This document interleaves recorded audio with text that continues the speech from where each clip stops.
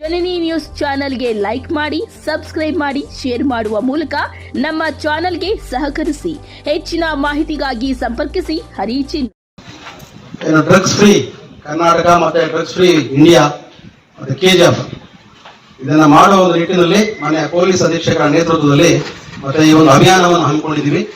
ಈ ಅಭಿಯಾನದ ಅಂಗವಾಗಿ ಈ ಮಕ್ಕಳಲ್ಲಿ ಇದರ ಬಗ್ಗೆ ಒಂದು ಅರಿವು ಕಾರ್ಯಕ್ರಮ, ಮಕ್ಕಳಿಗೆ ಏನು ಇದ್ರ ಬಗ್ಗೆ ಡ್ರಗ್ಸ್ ಅಂದ್ರೆ ಏನು, ಡ್ರಗ್ಸ್ ಸೇವನೆ ಮಾಡಿದ್ರೆ ನಮ್ಗೆ ಏನ್ ತೊಂದರೆ ಆಗ್ತದೆ, ಮತ್ತೆ ಸೊಸೈಟಿಯಲ್ಲಿ ನಮ್ಮ ಬಗ್ಗೆ ಯಾವ ರೀತಿಯ ಭಾವನೆ ಉಂಟಾಗ್ತದೆ, ಮತ್ತೆ ನಮ್ಮ ಮನೆಗಳಲ್ಲಿ ನಾವೇನಾದ್ರೂ ಅಡಿಕ್ಟ್ ಆಗಿಬಿಟ್ಟು ನಾವು ಇದು ಮಾಡ್ತಾ ಇದ್ರೆ ನಮ್ಮ ಮನೆಯಲ್ಲಿ ನಮ್ಗೆ ಹೆಂಗೆ ಗೌರವ ಕೊಡ್ತಾರೆ, ಇದರ ಬಗ್ಗೆ ಎಲ್ಲ ಮಕ್ಕಳಿಗೆ ತಿಳುವಳಿಕೆ ಕೊಡುವ ನಿಟ್ಟಿನಲ್ಲಿ ಈ ಒಂದು ಕಾರ್ಯಕ್ರಮವನ್ನು ನಮ್ಮ ಜಿಲ್ಲಾ ಪೊಲೀಸ್ ವತಿಯಿಂದ ಮಾನ್ಯರ ಒಂದು ಅಧ್ಯಕ್ಷತೆಯಲ್ಲಿ ಆಯೋಜನೆ ಮಾಡಿದ್ದೀವಿ.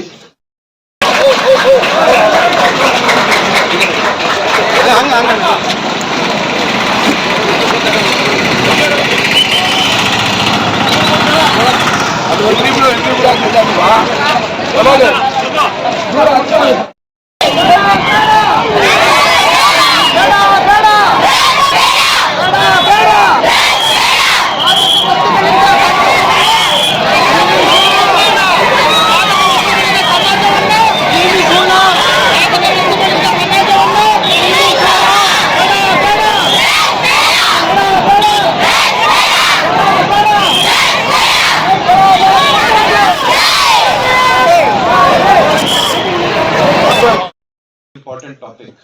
ಈಗ ನೀವು ಎಷ್ಟು ಈ ಏಜ್ ಅಲ್ಲಿ ಇದ್ದೀರಿ, ಈ ಡ್ರಗ್ಸ್ ಅಷ್ಟು ಕಟ್ ಒಂದು ಸಿಸ್ಟಮ್ ಇದೆ, ಅದು ಪೂರ್ತಿ ಜಾಲ ತಾಳ ಇರುತ್ತೆ ಅದಕ್ಕೆ. ಸೊ ಯಾರು ನಿಮ್ಗೆ ಡ್ರಗ್ ಮಾರಾಟ ಮಾಡ್ತಾರೆ, ಅದು ಎಲ್ಲಿಂದ ಡ್ರಗ್ ತಗೊಂಡ್ಬರ್ತಾ ಇದ್ದಾರೆ, ನಿಮ್ಮಿಂದ ಹಣ ತಗೊಳ್ತಾರೆ, ನಿಮ್ಗೆ ಏನ್ ಸಿಗತ್ತೆ ಇದರಿಂದ?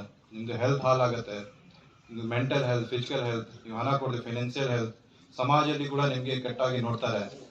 So drug is bad thing, ನಿಮ್ಗೆ ಎಲ್ಲರಿಗೂ ಗೊತ್ತಿಲ್ಲ, ಅದಕ್ಕೆ ಯಾರಿಗೆ ನಿಮ್ಗೆ ಹೇಳಲಿಕ್ಕೆ ನಾವು ಬಂದಿದ್ದೀವಿ. ನೆವರ್ ಟಚ್ ಡ್ರಗ್, ಅವ್ರು ಯಾವುದೇ ಮುಟ್ಬಾರ್ದು, ಡ್ರಗ್ ಇಂದ ಯಾವುದ್ರ ಮೇಲೆ ದೂರ ಇರಬೇಕು.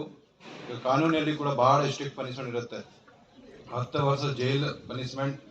ಯಾರು ಡ್ರಗ್ ಪ್ಯಾಡ್ಲರ್, ದೊಡ್ಡ ಪ್ಯಾಡ್ಲರ್ ಇರ್ತಾರೆ ಅವರಿಗೆ ಡೆತ್ ಪೆನಾಲ್ಟಿ ಕೂಡ ಇದೆ. ಸೊ ಇಷ್ಟು ಸ್ಟ್ರಿಕ್ಟ್ ಕಾನೂನು ಇವೆ. ಮತ್ತೆ ನಾವೆಲ್ಲ ಕೂಡ ಹೇಳ್ತಾ ಇದ್ದೀವಿ, always keep away from drugs ಸೇರ್ಬಾರ್ದು, ಯಾರು ಡ್ರಗ್ ಮಾಡ್ತಾರೆ ಅವ್ರ ಇಂದ ದೂರ ಇರಬೇಕು. ಯಾಕೆ ಹೇಳ್ತಾ ಇದೀವಿ? Because it is a very bad thing.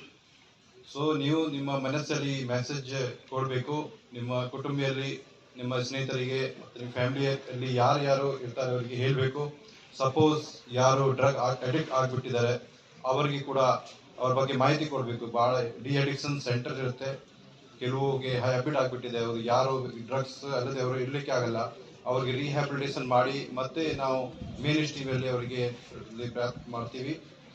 So you maintain distance. ನಿಮ್ಮ ಏರಿಯಾದಲ್ಲಿ ಅಥವಾ ನಿಮ್ಮ ಯಾವುದೇ ಫ್ರೆಂಡ್ಸ್ ನಿಮಗೆ ಕೊಡ್ಲಿಕ್ಕೆ ಪ್ರಯತ್ನ ಮಾಡ್ತಾರೆ, ಅವರಿಗೆ ಈಸ್ ನಾಟ್ ಯುವರ್ ಫ್ರೆಂಡ್, ಅವರು ನಿಮ್ಮ ಸ್ನೇಹಿತರು ಇಲ್ಲ, ಈಸ್ ಯುವರ್ ಎನಿಮಿ. ಸೊ ದಯವಿಟ್ಟು ಡ್ರಗ್ಸ್ ಇಂದ ದೂರಿರಿ. ಅದಕ್ಕೆ ನಾವು ಇದೆಲ್ಲ ಜಾತ್ರಾ ಕೂಡ ಮಾಡ್ತಾ ಇದ್ದೀವಿ.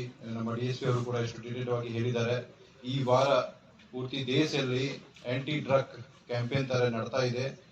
ನಶಾ ಮುಕ್ತ ಭಾರತ್ ಮಾಡಲಿಕ್ಕೆ ಒಂದು ಅಭಿಯಾನ ನಡ್ತಾ ಇದೆ. ಅದೇ ಕ್ರಮವಾಗಿ ನಾವು ಕೂಡ ಇಲ್ಲಿ ಬಂದಿದ್ದೀವಿ.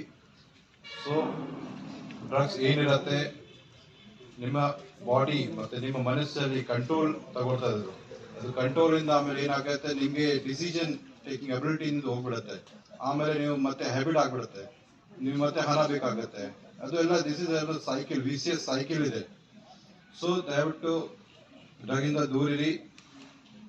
ಮತ್ತೆ ಯಾರು ನಿಮ್ಮ ಏರಿಯಾದಲ್ಲಿ ಮಾರಾಟ ಮಾಡ್ತಾರೆ ಅಥವಾ ಸೇವನೆ ಮಾಡ್ತಾರೆ ಅವ್ರ ಬಗ್ಗೆ ನಮ್ಗೆ ಮಾಹಿತಿ ಕೊಡಿ. ಮಾಹಿತಿ ಹೆಂಗೆ ಕೊಡ್ಬೋದು?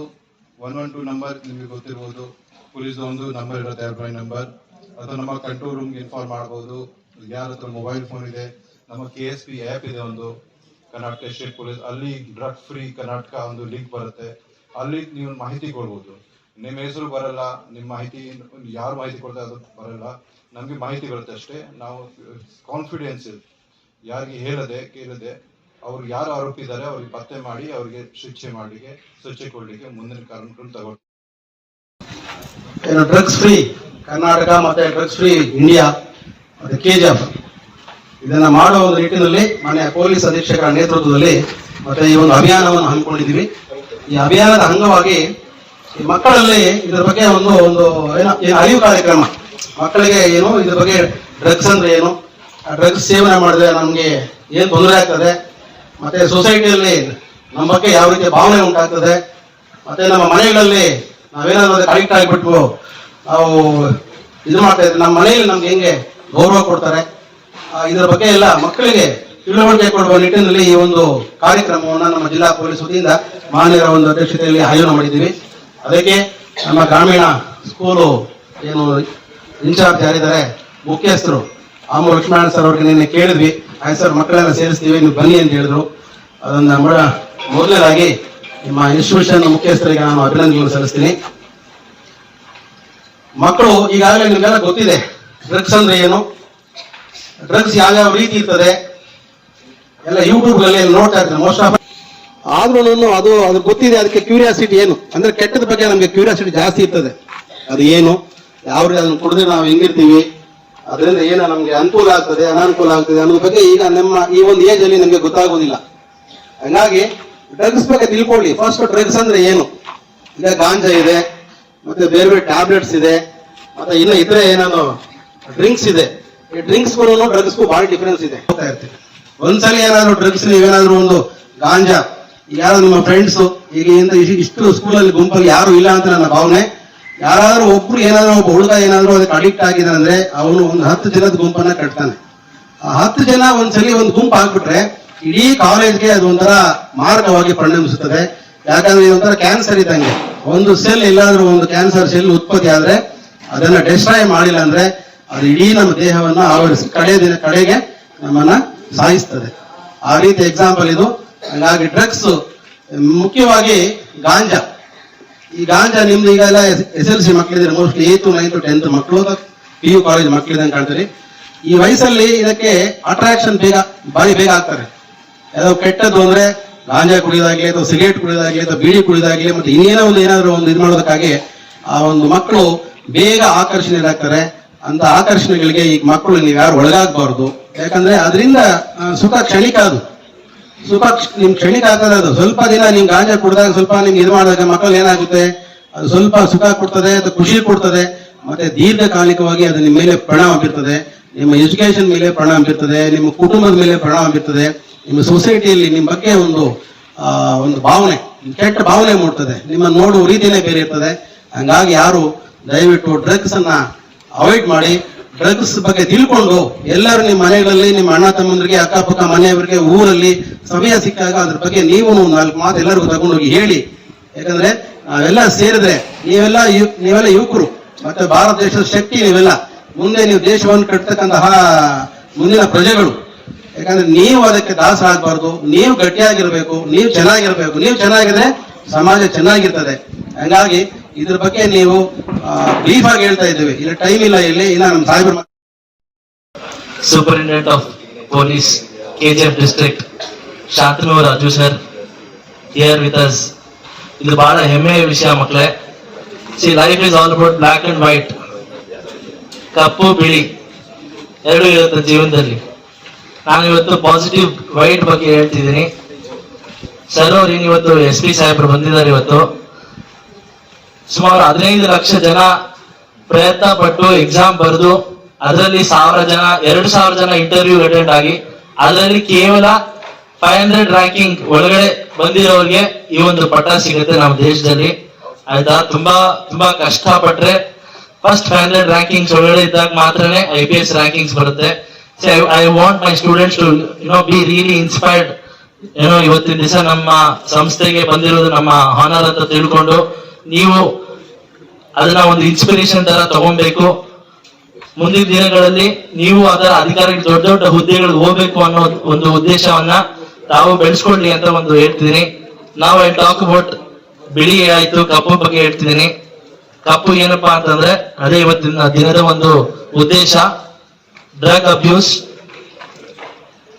ಈಗಾಗಲೇ ಸಾಹೇಬರು ಇವತ್ತಿನ ಈ KGF ಜಿಲ್ಲೆಗೆ ಎಂಟರ್ ಆಗಿದ್ದಾಗಿಂದಾನು ಪ್ರತಿದಿನ ಪ್ರತಿ ಕ್ಷಣ is working against the drug abuse. ನಾವು ಪ್ರತಿದಿನ ಪೇಪರ್ಗಳಲ್ಲಿ ನೋಡ್ತಾನೆ ಬರ್ತಿದೀವಿ.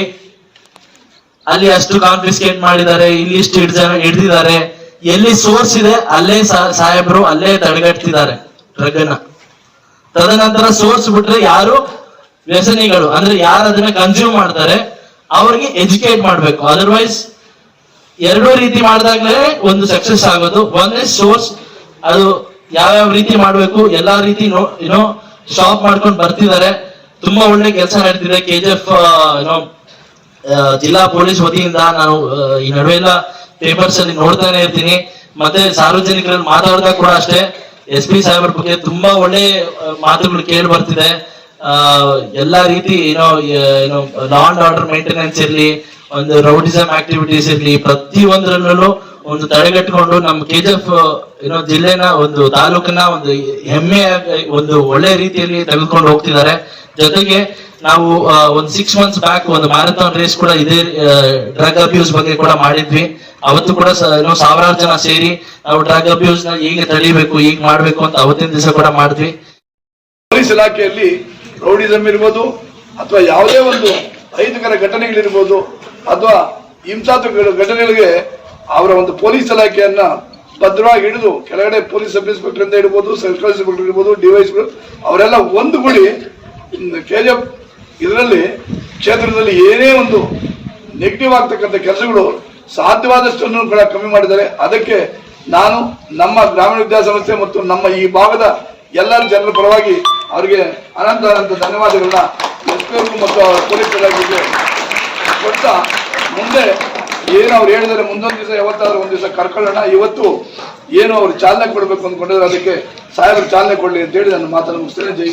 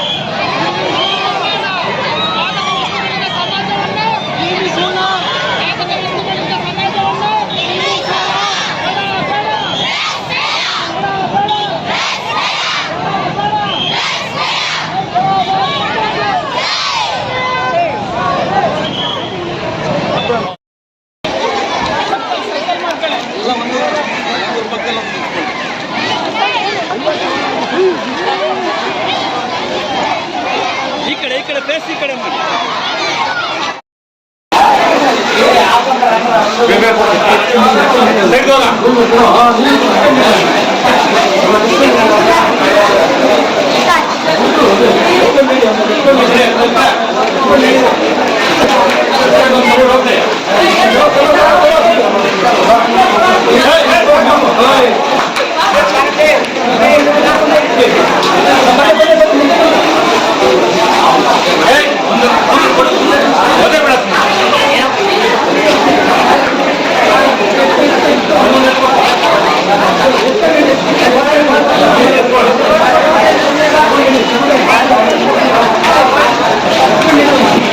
Thank you.